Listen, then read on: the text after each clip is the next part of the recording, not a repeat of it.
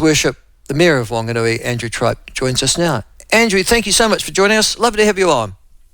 Good morning, Michael. Your Worship of Wanganui. Good Long time ago. I'm sitting in your old office. Yeah. Are you really? Oh, it's a nice office, isn't it? Yeah. I just want to say thank you for putting the bathroom in as well, and the shower. Yeah, that was important. And the shower, it's got a shower. That was the other thing I insisted upon. Yeah. Hey, listen, mate. First of all, are you John Tripe's son? Nephew. My nephew. My okay. Yeah.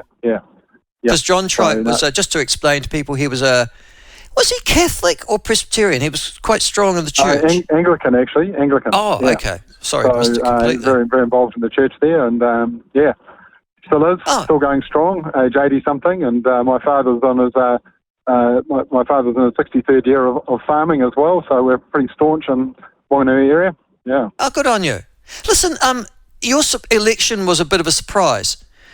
In the sense that, it wouldn't have been for you, but for the rest of New Zealand. Hamish McDowell, who had been the Labour candidate there, re-elected without opposition prior to that. You won easily. In fact, you won going away. Why were you elected with such an overwhelming majority, in your view, Andrew? Look, it's a good point. Probably a couple of key factors. The first one is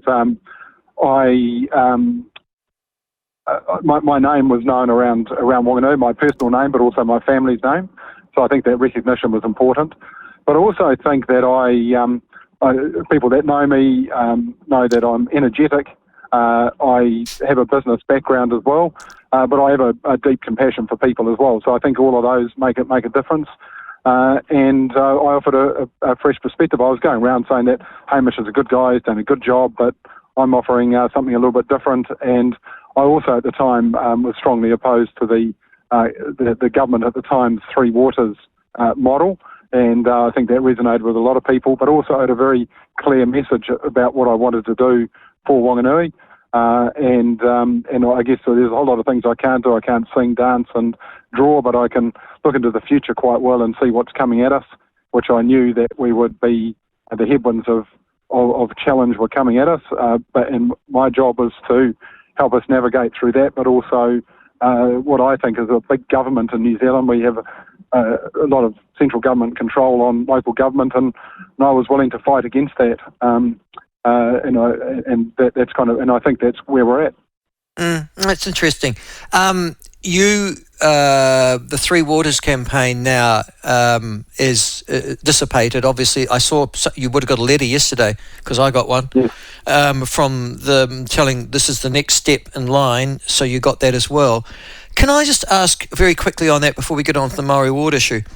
Is Whanganui, I know, gosh, you've spent, we collectively, goes back before me, have spent hundreds of millions of dollars in actual fact on getting your wastewater treatment and your water right. Is that the reason you oppose Three Waters, because you've done most of the work yourself? Yeah, I think I'm going back to your time. I think we've invested really well in our Three Waters assets, and we're in a position. I think Whanganui is out. We've got manageable debt. We've invested in our Three Waters, and going forward into the 10-year plan, 82% of our capital spend is in infrastructure, doing the basics. And I think people around the Horizons region, the councils around us are keen to to get on board with us with our under the Three Waters model that's been proposed, because we're in good shape. So you mean you've got bordering you've got South Taranaki, Rangitikei, Ruapehu. Those are your three sort of bordering councils. Are they thinking of coming? Sorry to interrupt there. So, South Taranaki's in the Taranaki region, but when we talk about Horizons, we've got kind of the North, Tararua, Manawatu, but I think there's a natural catchment for us that are across Horizons, but my preference is for Ruapehu, Rangitikei, Whanganui, from the mountain to the sea. There's a whole lot of, for those that have read the newspaper in the last week, you'll see me pushing pretty hard around collaboration and ultimately amalgamation. We've got 14 councils within 2 hours drive of us, which is ludicrous. It's crazy. Yeah, I know. I said the same thing 20 years ago, mate.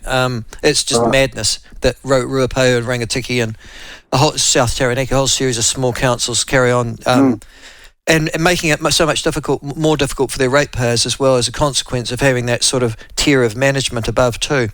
Okay, we'll talk about that on another day. Let's go to this Maori ward issue. I remember this is 20 years ago, trying to get a Maori committee together. Not a Maori ward, but a Maori committee. And the greatest opposition that I struck to getting that, they said, well, how are you going to get that Māori committee? I said, well, ask all the Māori who are resident in Whanganui to elect representatives onto the committee, and then we can have a sort of a korero on a regular basis in a relatively formal sense. And the strongest opposition I got was from Tūpaho, the local iwi in Whanganui, because they said, we're in charge of Whanganui. It's our area. Other Māori don't get a look in, essentially, and the concept founded. Have they done a U-turn if you are now talking about instituting Māori ward seats in the Whanganui region? Oh, look, I think we've got 4 iwi that are across the Whanganui district, and Tūpaho are one of those. It's certainly the largest, but we've had various iwi hapu who've given signals that they would like Māori wards.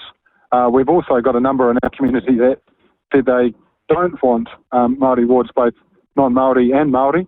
And Tūpaho actually didn't provide us with a letter of support either way.